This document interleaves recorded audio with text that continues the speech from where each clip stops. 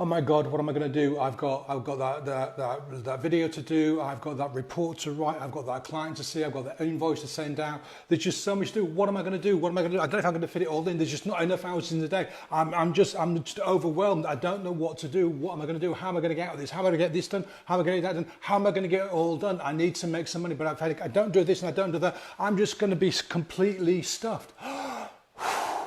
Listen, take a deep breath and sit down and let's talk about this. Oh, I got all dark. There we are. Okay, so overwhelm, what to do when there's too much to do. Us humans are really strange creatures. We respond in 3 different ways when there's just like too much to do and we're feeling overwhelmed. So which one are you?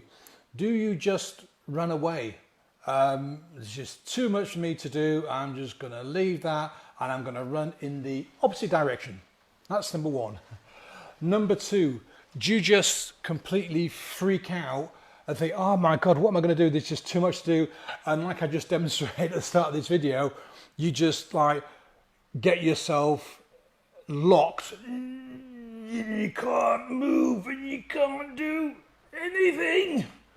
Or do you try and become Superwoman, Superman, some superhero and try and do everything, say yes to everything, try and please everybody and just get the whole lot done, try and force 27 hours into a day of 24 hours. And then guess what happens? Your body goes, screw you, I told you, and it shuts you down. You get ill, you get exhausted, you get fatigued, you just get completely worn out and you cannot do anything. Those 3 responses are the old fight, flight or freeze response, you know, from the days when there were saber-toothed tigers and big scary monsters around the place. There ain't any more of those around, I don't think. But this is how we respond when we're feeling overwhelmed. There is a lot we can do to stop this happening. First of all, if you say you get up late and you're behind schedule, okay, you're behind schedule and you've got loads of things to do. What can we do in that situation? Well, the first thing to do is stop beating yourself up. Okay, you overslept, you missed the train or whatever happened, yeah? It happened. So what's the most important thing that needs to get done today? Do that thing, focus on that thing. And then if you got other people that were relying on you to be there, phone them. And say, look, Paul, I'm really sorry, mate. I can't make it for coffee today. I got up late, I'm behind and I've got to do this thing first. If that person's a good friend, if they're understanding, they'll go, yeah, I get it, Paul. No worries, mate. We'll reschedule, okay? If they start to moan and complain and whine at you, oh, I've been really looking forward to this. Why can't you make it for coffee? Are they really that good a friend? If they don't understand that, priorities are priorities. So don't beat yourself up. Figure out what you need to do today. It's the most important thing and do that. And then once that thing's done, look at what else is on your list.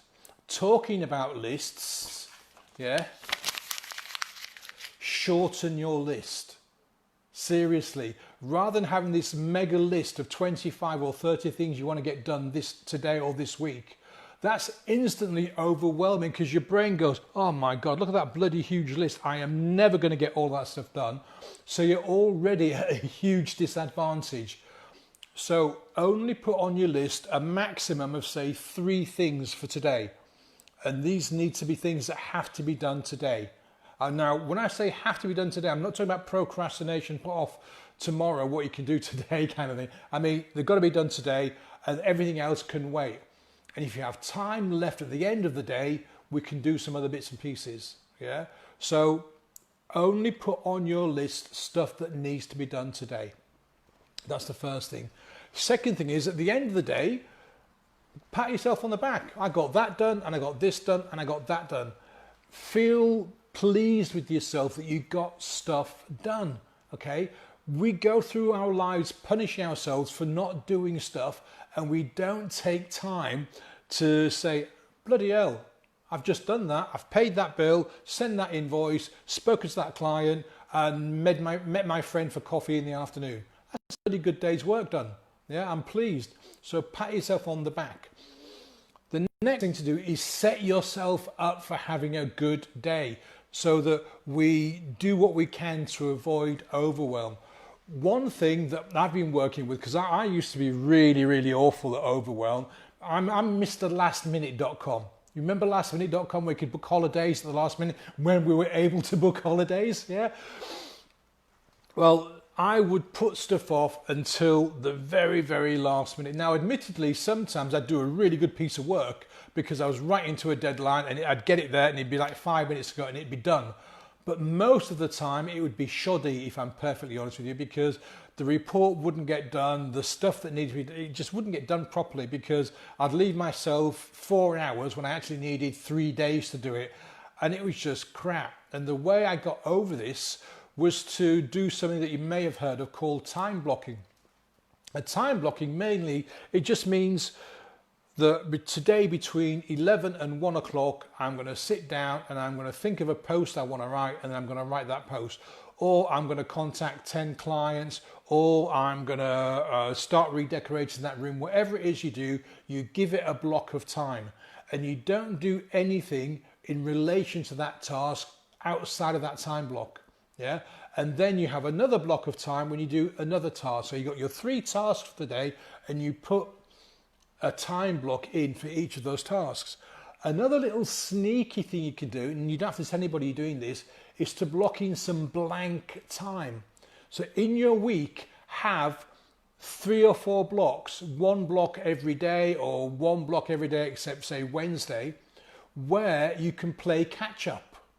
So you don't put anything in that 2-hour block, say between 2 and 4 on Thursday afternoon, you leave that empty. So should you find yourself getting up late or being behind on Thursday morning, you can take a deep breath and relax because you know you've got that time slot that you saved just in case we needed to catch up. The next thing we need to do is just start prioritizing your tasks that you need to do, because there's a lot of stuff that you don't actually need to do immediately, like cleaning your house. I live alone, okay? And I'm not in a situation where I can hire a cleaner every week at the moment. So I need to clean my own house and do my own washing, all that kind of stuff. Now, I could fret and do that first thing every day, but there are more important things that need to be done. Like doing these videos, for example, yep, and talking to clients and stuff like that. So I block in the time when I'm going to put my washing in and do all that other kind of stuff, yeah. It's a low priority. It needs to be done, absolutely needs to be done, yeah. I don't want to be walking around with skanky clothes on, do I? But it gets put low on my list, so I'm setting myself up for a win. So if I don't do it today, I can do it tomorrow as a kind of thing, yeah.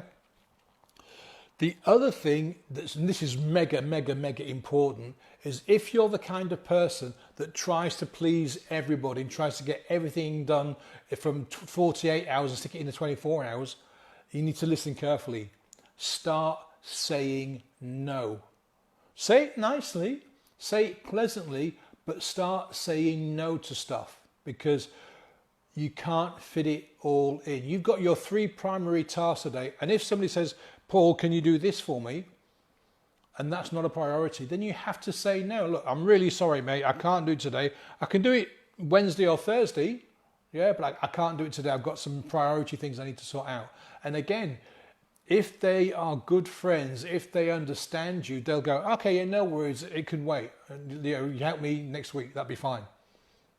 Start to say no. That's probably one of the most important things about this whole video. We have to start saying no to things. Just because you are the accountant in the family doesn't mean to say that you've got to do everybody's accounts on a Saturday, all your friends and family's accounts on a Saturday, because you need time to recoup and rest, okay?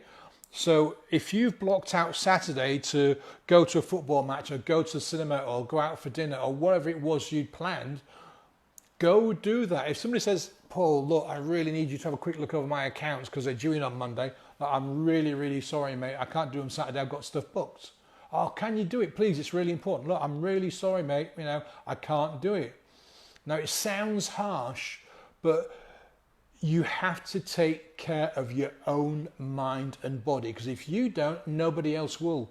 So we have to learn to say no, no matter how guilty you feel, no matter how unpleasant it is, you'll get over that feeling eventually. You have to learn to say no. And this includes your kids, your significant other, you know, husband, wife, boyfriend, girlfriend, whatever, and parents. Parents can be a real bugger for this. Once they, you know, they get a bit older and they need more help with things, they start to play the old guilt. Oh, you don't love me anymore, do you? If you really loved me, you'd come round and you'd cut that tree down for me, or you'd paint my garage, or you'd take me shopping.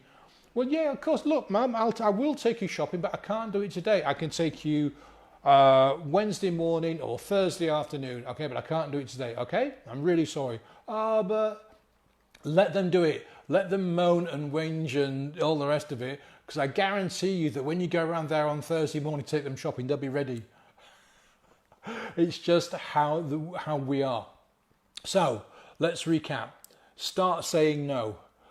Don't blame yourself. If your day starts off late and you're trying to play catch up, don't blame yourself. Focus on what is a priority for that day.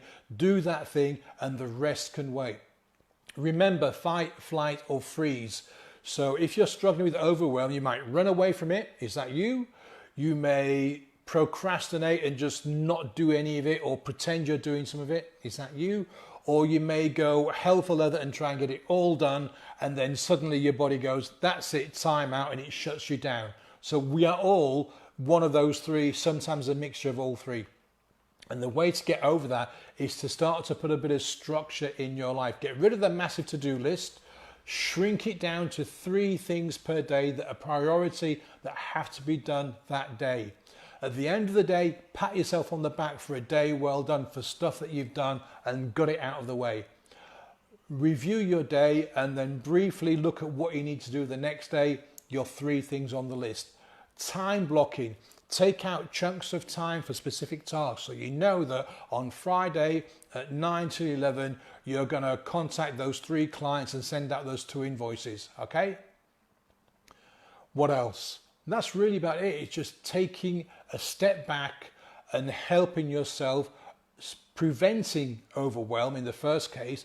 But if you do suddenly find yourself overwhelmed with too many tasks, again, taking a step back and looking at what you can do, because none of us have more than 24 hours in a day.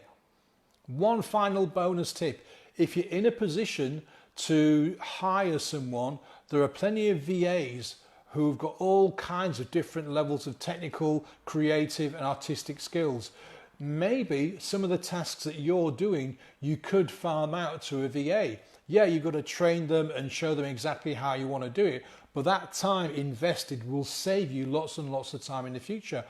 I talked about house cleaning. If you're in a situation where you can hire someone to clean your house, that's going to save you X amount of hours a week that you can focus on other stuff that's more important that needs to get done. So find yourself a good, reliable cleaner, and so on and so forth. There are lots of ways we can help ourselves not to be overwhelmed. Listen, I hope you found that helpful. Drop me a line in the comments. If you really want to find out more about what I do,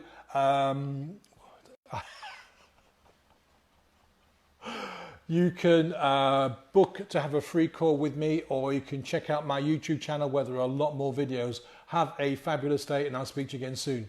Bye now.